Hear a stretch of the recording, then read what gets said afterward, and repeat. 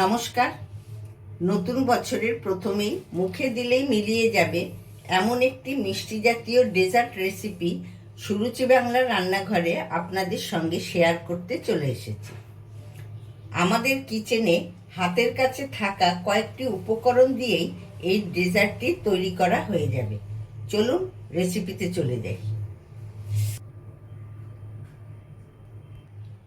এটি তৈরি করতে লাগবে 1 কাপ দুধ, 1 বাটি চিনি।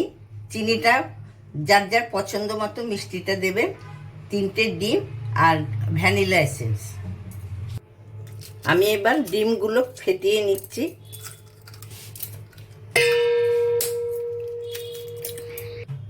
এবারে ডিমটা আমি ভালো করে ফেটিয়ে নিচ্ছি।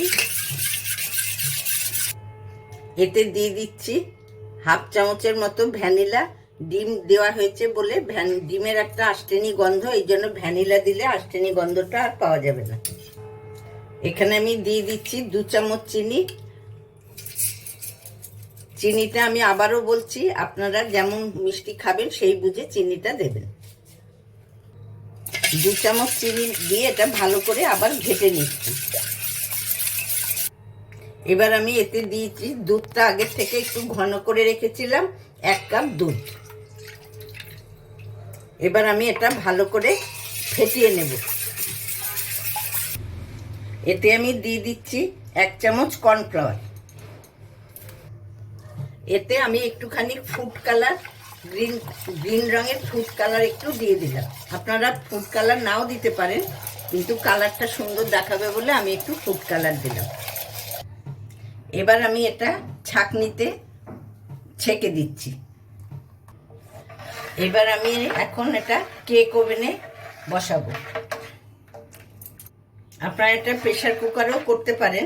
আমি এটা এখন কেক ওভেনে এটা দিয়ে দেবো। আমি এখন এটা 200 ইউনিটে 25 মিনিট রাখছি। 25 মিনিট পরে আমি আবার এটা খুলে দেখব।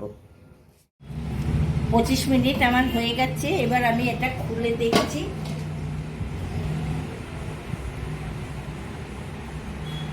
দেখুন, কাঠিতে এক ফোঁটাও লাগছে না। পুডিং আমার রেডি হয়ে গেছে। এবার আমি এটি নামিয়ে ফেলছি।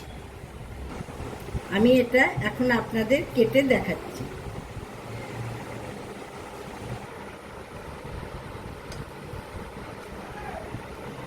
দেখুন এটা কত সুন্দর পিস করে কাটা হয়েছে। এবার আমার পুডিং একদম সম্পূর্ণ শেষ হয়ে গেল। আশা করি আমার এই রেসিপি আপনাদের কাছে ভালো লেগেছে। ভালো লাগলে ভিডিওটিতে সাবস্ক্রাইব, কমেন্ট, লাইক, শেয়ার করবে।